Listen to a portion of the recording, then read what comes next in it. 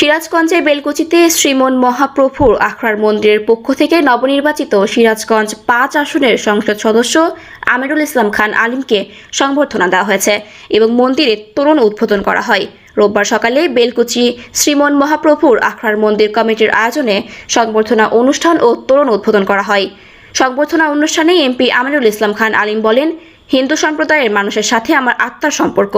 তারা সমাজে এবং রাষ্ট্রে কোনোভাবেই যেন বৈষম্যের শিকার না হয় সেদিকে আমার গুরুত্বপূর্ণ ভূমিকা থাকবে। আপনাদের সুখে দুঃখে সবসময় পাশে থাকার চেষ্টা করব।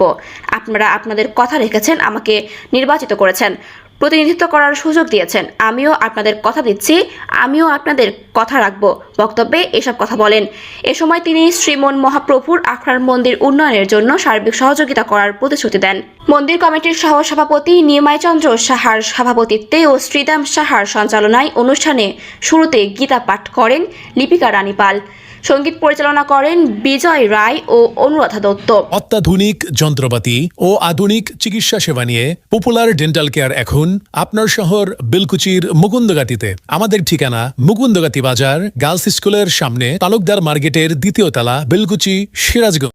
অনুষ্ঠানে আরও বক্তব্য রাখেন পাবনা, সিরাজগঞ্জ ও বগুড়ার হিন্দু ধর্মীয় কল্যাণ ট্রাস্ট ধর্ম মন্ত্রণালয়ের ট্রাস্টি অ্যাডভোকেট ইন্দ্রজিৎ সাহা, শিল্প মন্ত্রণালয়ের উপসচিব ডক্টর অশোক কুমার রায়, প্রধান পৃষ্ঠপোষক ও তরুণদাতা নিতাই চন্দ্র সাহা, সিরাজগঞ্জ সরকারি কলেজের দর্শন বিভাগের সহযোগী অধ্যাপক মানচিত্র কুমার পাল, উপজেলা পূজা উদযাপন ফ্রন্টের সভাপতি জয় শঙ্কর সাহা, বেলকুচি পূজা উদযাপন পরিষদের সভাপতি বৈদ্যনাথ রায়, অত্র মন্দির কমিটির সাধারণ সম্পাদক দুলাল মজুমদার, উপজেলা পূজা উদযাপন ফ্রন্টের প্রধান উপদেষ্টা সুব্রত পাল প্রমুখ।